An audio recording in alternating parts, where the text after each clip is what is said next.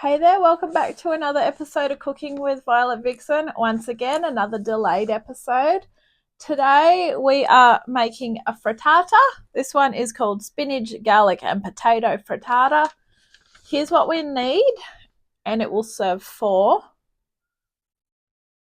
Now I normally get scared of cooking frittatas the way we're cooking this one, mainly because my oven's it works, but it's dodgy. And the grill is literally, I need to sort of leave the door open and shove things under it. I don't have the proper frying pan needed, but I've sort of learned that if I use my frying pan the way I'm about to show you, I don't need to be scared of cooking frittatas this way. And this is actually a quicker way to do a frittata because it's cooking more on the stove top and it's just going under the grill to just brown it, finish it off. So this is my frying pan. This is the biggest and heaviest frying pan in the world. It's been in the family for I don't know how long, and I can't really remember where I got it from, other than I think Dad may have got it from Hong Kong. So it's pretty special, and it's got a timber handle. Now, if you obviously stick that under somewhere where it's going to set fire, that's going to set fire. So I technically, most of my frying pans have that sort of a handle or a plastic handle. Once again, you put plastic under heat, it's going to melt. So you can actually get frying pans that are for both, where you'll have a cast iron handle, which means the whole thing's heat proof. But as I said, if you actually stick that part away from the grill, you don't have that problem. We're only heating in here, so we don't need to worry about that part. So I'm going to use that one anyway, because as I said, we've got to stop being scared to cook in the kitchen. So that's the first thing. So you're also going to need a stirring stick. Later you will need an egg flip, because quite simply, once it's all done, you're supposed to just go around the outside, separate it from the edge, and then just slide it onto a plate, or you can just cut it up and eat it out of the frying pan, whatever's easier. And you will also need a jug and a whisk. And when I was reading through my ingredients, we will also need 1 tablespoon of water and salt and pepper. Anyway, come on in. I'm going to show you all these ingredients. Okay, so this is one of those great ingredients from, if I have to say it, I think it was back when I was buying Take 5 magazine, where they used to do a thing where it was 5 ingredients and 1 star ingredient. So I love meals like this, where I don't need to go to the supermarket and buy 20 things to make a meal. However, obviously salt and pepper and water don't count, so it's technically 7, however many ingredients. You do the maths, 5, 6, 7, 8, 9 ingredients, but it's still good, okay, because you're not buying much. So with this one, their star ingredients is the semi-dried tomatoes. As mentioned, it is called spinach, garlic and potato frittata. So what you need to do is 500 grams of potatoes, peel them and cut them into 1 centimetre cubes. 6 eggs, which we're going to crack as we go. Now, eggs are bloody expensive, sorry for swearing, and very hard to find. So that is basically half a box. So there they are. We're going to be very careful with those. Let's hope they're all good. 25 grams of baby spinach. Now, I put this in the freezer earlier in the week because I knew that I wasn't going to get to it. I was supposed to do this 4 days ago, but I had a round of tiredness, and I'll be working harder. So that's been in the freezer, but it's fine. We're cooking it. We're not eating it fresh, so it's good. One onion which we've finely sliced. Finely sliced means you just cut it straight down, so no halving it and whatever first. You can do that if you want. 1 clove of garlic which we've crushed. And then the 75 grams of semi-dried tomatoes, which I got in the jar from Aldi. You can buy them at the deli over the counter, or just as easy to use that. There's not much left in that jar, which is great. The other ingredients, as mentioned, which are not on my sheet, are your salt and pepper and your 1 tablespoon of water. All right, so we're going to jump straight into it. So our first thing we're going to do is I always like to spray the frying pan. Now mine is not non-stick, so I'm going to put a bit of oil in it as well. And then we're going to add the onion, garlic and potatoes, saute over low heat for 10 to 15 minutes, stirring occasionally until potato is tender. So let's go get into that now. Okay, so I've sprayed it as it makes it easier to clean it. A glug of olive oil, onion and garlic, and I'm just going to drain the potatoes. The reason why I put the potatoes in the water is so that they don't go all gross. This is the garlic. Okay. So I always have to start mine up high, my stove top, and I will crank it down later. But while that's going on, I'm just going to get the potatoes. I shouldn't have to put it in a colander. Okay, perfect. All right, in they go. Lovely. So the idea of a frittata is it's basically just like a fancy omelette, or a quiche without pastry. So many fancy ways of calling this. So just try and spread it all out. So you can see how I've sliced the onion. Alright, so once you start to hear that starting to sizzle, then put your timer on for about 10 minutes. We'll get ready to go. Alright. Now, while we're waiting for that to do its thing, grab yourself a jug and those eggs. I like to always use a teacup because I'm fancy pants. And get my jug, my compost bin ready. I've got to go and feed the compost bin today. So I crack one at a time in. And the reason why I do that is so that I don't get any shell or any nasties in there. When I went into Aldi, would have been a couple of weeks ago now, so I needed to buy eggs. I normally like to buy the free range ones. I think there was about 5 packets on the shelf, and I paid about $5.20, I think it was, for 12 eggs. And I'm pretty sure they're not cage-free eggs. That is terrible. I mean, there is an egg shortage on, and I'm not about to get my own chicken because I don't eat a lot of eggs. So, very expensive. And I'm using half of those eggs in this one recipe, of course. All right. Now that I can hear that starting to sizzle,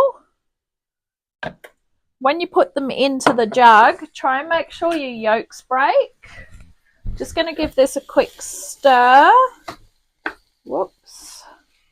And turn it down to a medium, which is 3, and put our timer on to 10 minutes. A little bit over, and just keep checking on it as you go. Now, if you don't like a lot of onion, or you don't like spinach or potato or whatever, you can use this as a guideline to cook something else. Obviously, if you're not using potato, you're not going to have to cook it for as long on the stovetop. So let's just say you like potato, but you don't want onion in it. You can substitute your onion for peas or something. Obviously, peas wouldn't need as long.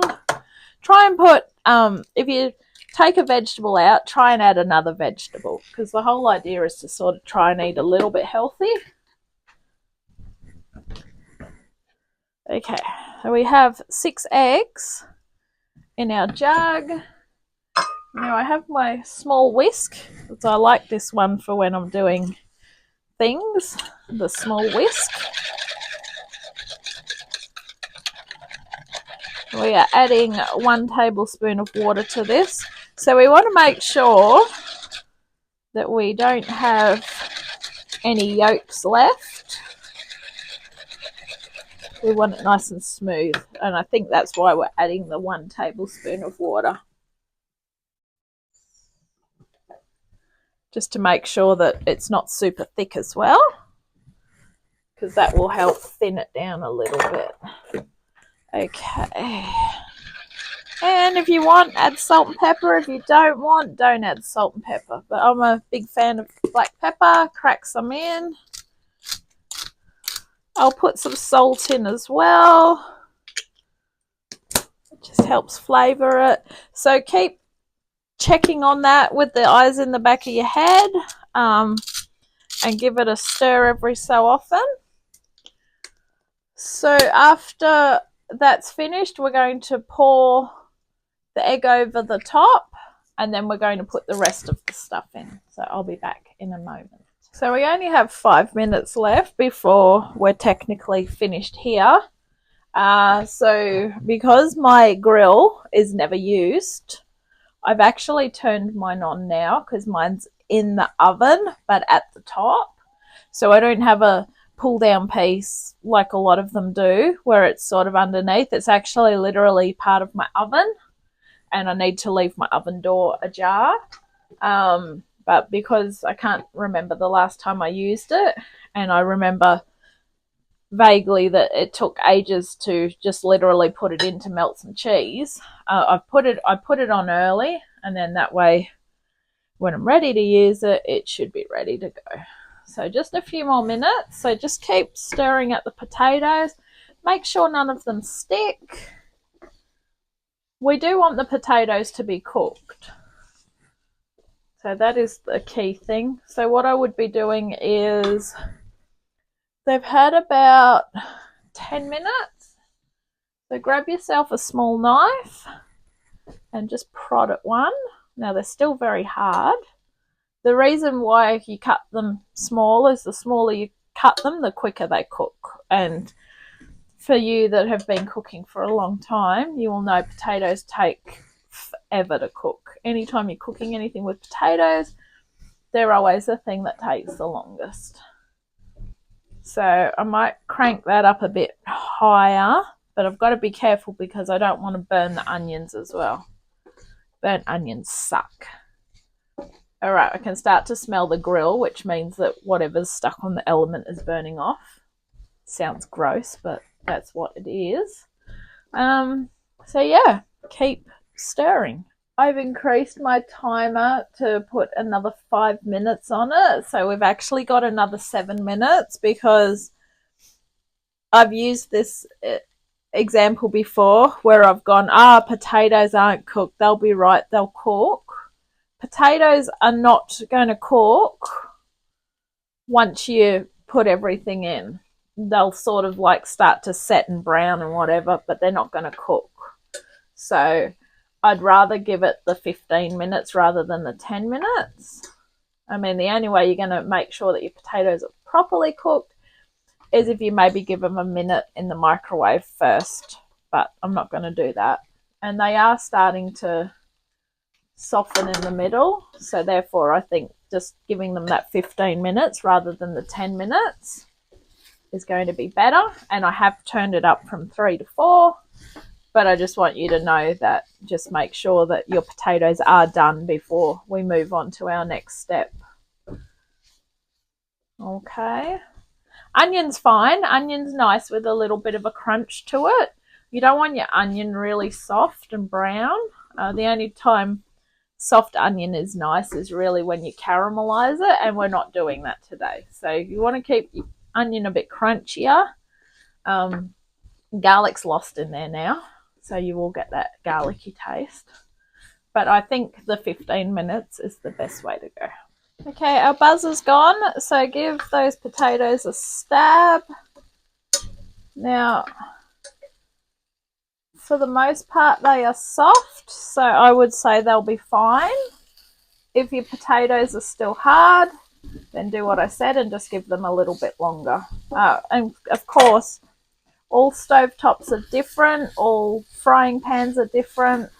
This frying pan, because of what it is and how heavy it is, it gets really hot pretty quickly, and it's really good. So that's why we love this frying pan. So it has been in the family for a long time. I'm pretty sure it is the one that came from Hong Kong. Pretty sure. All right, so our next step is to get our egg mixture. We're going to pour this over the top. Now, you don't really need to go too crazy, but sort of don't tip it all to one part. I was going to say tip it to one part, it'll find its happy spot, but we are going to sort of tilt it a little bit because you can see where it is and where it isn't. Okay, now, next step. Grab that baby spinach and we're going to put that over the top. Now, my baby spinach has been in the freezer, so it's a little bit soft and wet. So if yours is that lovely fresh baby spinach that you've just brought, then it will look better. But as I say, it's been cooked, so who cares? All right. Now let's go get our beautiful little sun-dried tomatoes. I would probably suggest you get a spoon for these. Now these ones, do try and put these around because they're not going to move.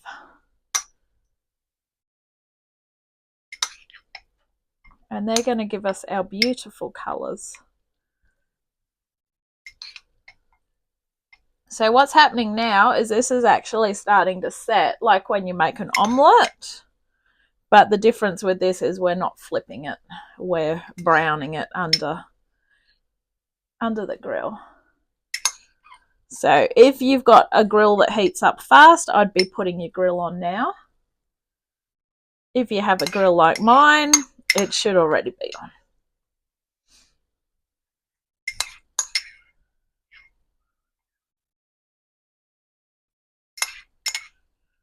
Beautiful. So as I say, with the sun-dried tomatoes, you can either buy them over the counter at the deli, which I think they are much better, but you pay a bit more for them. The good thing about the jar is you can put the lid on it and you can use them for another recipe, which I think I've done 3 recipes from this one jar, and there's still more left in the jar, so it works out a lot more economical to do it that way, but as I said, that's up to you. All right, so now what we're looking for is we're looking for it to actually start to set, and you'll know when it sets because right now it looks very liquidy. So we're cooking over medium heat until frittata is browned underneath. Now, unless you've got X-ray vision, you can't see what's going on underneath. So that is where you will use an egg flip. It sort of scares me to think about trying to look underneath it, but you can by just going around the outside and then just sliding a little bit of it up and just having a little peep at it. If you see it's brown, then you know it's ready to go. And the whole idea of it going under the grill is just so we can set the top. So I'm just going to have a look at the grill. So I'm just starting to push it around the outside now. Some of it's still liquidy, but some of it's also moving in.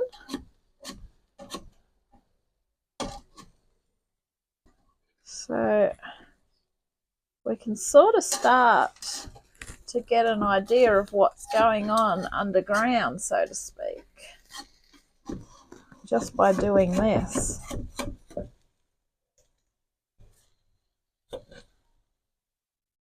My extremely hot frying pan.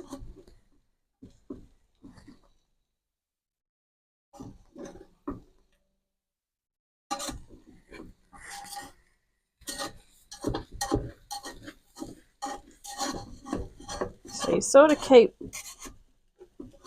trying to keep it away from the edges just to give you that little idea. But you'll start to see the liquid really setting as well. As I do this, I'm bringing it in closer.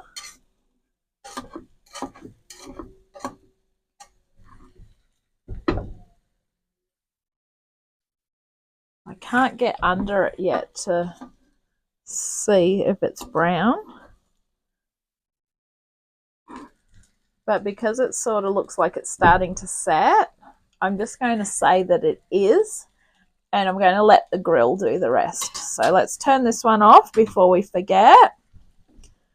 And we're going to drop it down under the grill.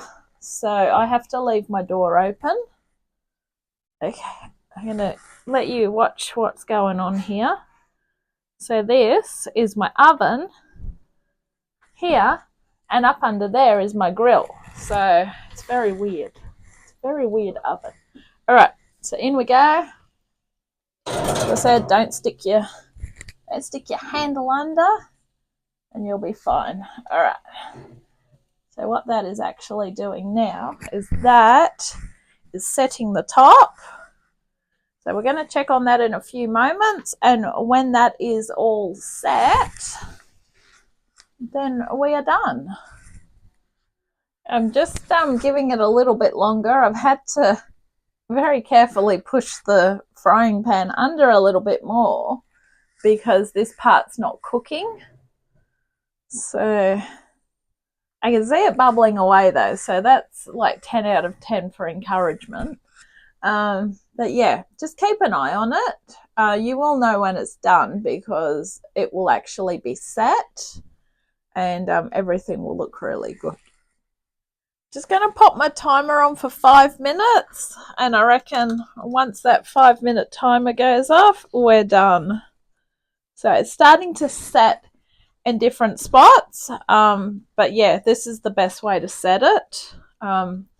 Unfortunately, if you don't have a grill, then you're just going to have to pop it into an oven-proof dish and then put it in the oven for probably about, I think most of the times frittatas cook 15 to 20 minutes.